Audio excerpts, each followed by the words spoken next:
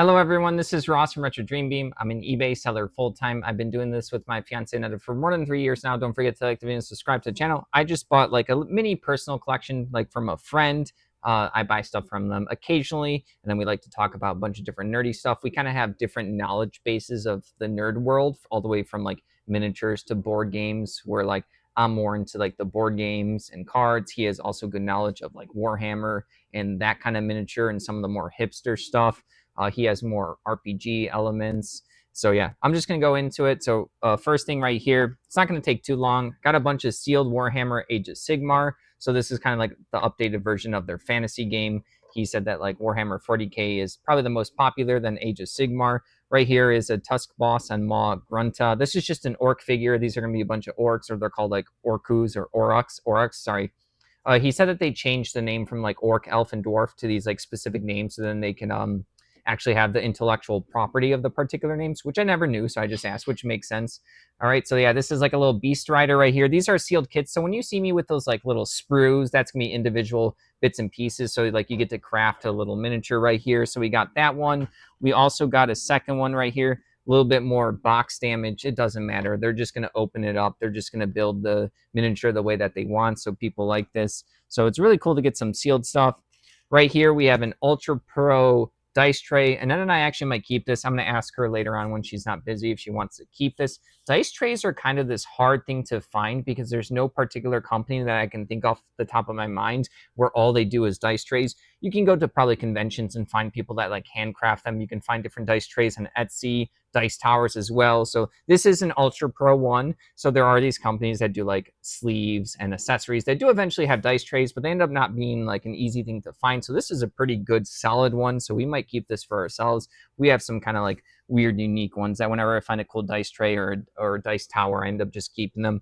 All right, moving along, we got some more sealed Warhammer. This one is going to be a big boy right here. This is this guy. What's it called? Gordrak right here. So it's a big like ogre orc on side of this like dragon type of particular miniature. So this is like a big miniature. It's gonna be like a bigger size one. You can see right here that it's like on a bigger base. People do like using all sorts of types of figures.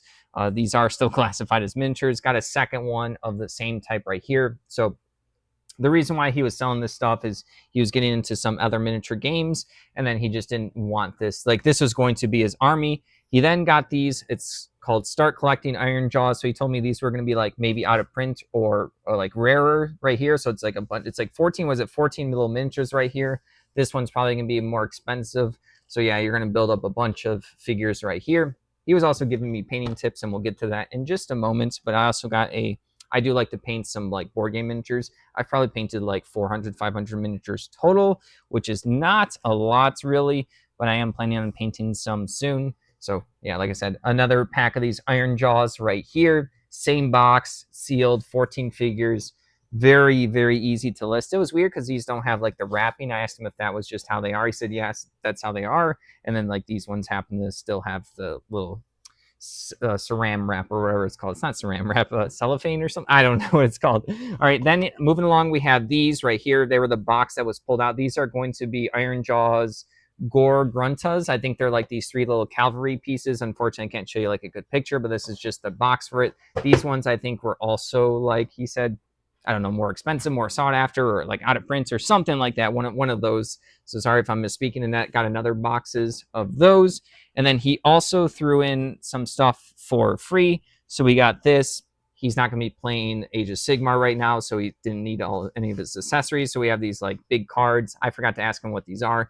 I've sold like accessories to Warhammer 40k, Age of Sigmar all the time, so someone will eventually pick this up. So big stack of these big cards. This will probably just be like one lot. And then the other interesting thing that he got me right here was going to be a lot of the cardboard tokens, but then there's a bunch of different dice.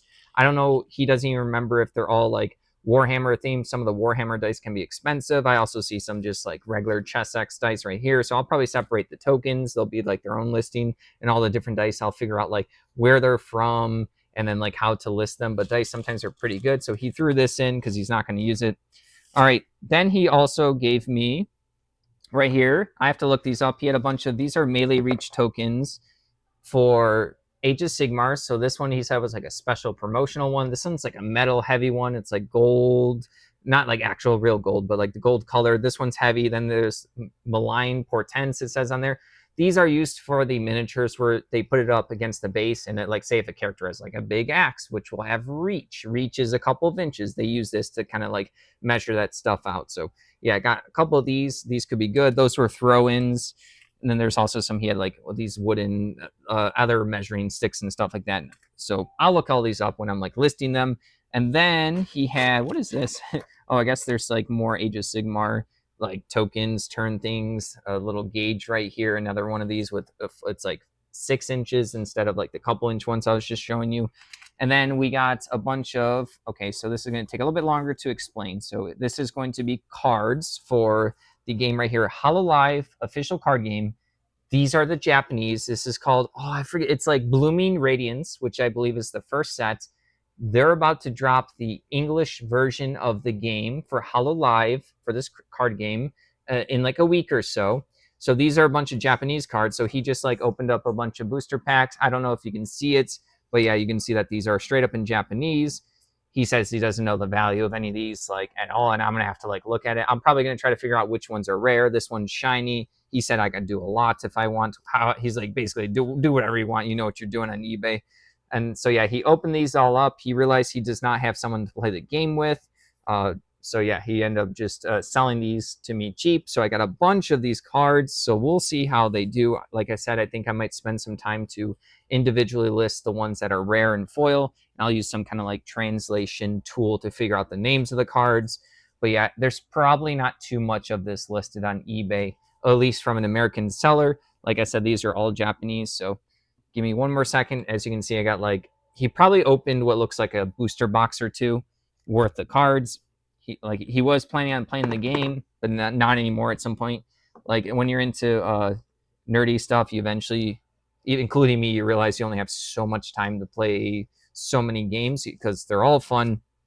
Usually across the board, usually people like a lot of different ones, and then you realize you have to divvy up your time, money, resources amongst the ones that you want to play, or at least like the easier ones to play. Got a painting guide he gave me for Army Painter, but yeah, these things usually are pretty easy to find. This will probably sell for a couple dollars if that. So that's not something fancy. But here's the cool thing. I'm actually keeping all of these. I do have a bunch of acrylic paints. There's a newer paint style called, actually, what are they called? Speed paints. Sorry. I think every company's by our Army Painter right here. So these paints kind of do a little bit more than what a regular paint would be. So normally for like a miniature, you spray paint it with a prime. You then do acrylic paint on on the whole thing, kind of like a color by number. Then you put on this wash, which is kind of like a liquid that kind of makes it pop. And then after that dries, you do like highlighting. So you'll start like taking specific colors, and now you're being like a little artist on your miniature, making just like certain colors pop out, like the edges of clothing or whatever you want to stand out when you're looking at it.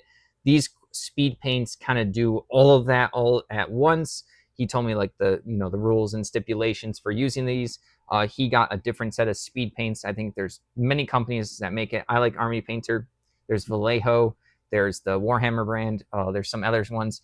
In my opinion, I've used a lot of different types of paints. I actually don't have any weird hang up about it. I'll just use whatever I have, whatever's cheap, whatever works. I'm not like an expert professional painter, so I don't have like specifications of which brand I have to use. But yeah, there's a bunch of these. I'm super excited to use these. Let me see if I can show you. I don't know what else he threw in here. I don't know, there's something else like a clear something in there, but like, I don't know if you can see, there's also probably some of the cards still dangling in there. Hopefully they're not getting crushed. But yeah, this is like 40 or 50. This looks like it's like a little container for some of the speed paints. Maybe if you're working on a particular project and you have like 10 colors that you want to keep using, probably that's what this container is for. Yeah, he gave that to me. And like I said, there's more of the Warhammer Age of Sigmar, just like the measuring sticks, the dials for points, and then these are the last bit of cards. I'm gonna have to take these out before they get bent right here. The Hololive. Hololive's also like a Vocaloid. I don't know too much about the realm of Vocaloids, but Vocaloids are going to be enemy singers that are super popular, and then they eventually will have other products like card games, video games, a bunch of stuff like that. So that's a whole nother realm that like I can't go too into depth about. All right, that's everything. Thank you for watching. Don't forget to like the video and subscribe to the channel. Hope everyone's having a good weekend.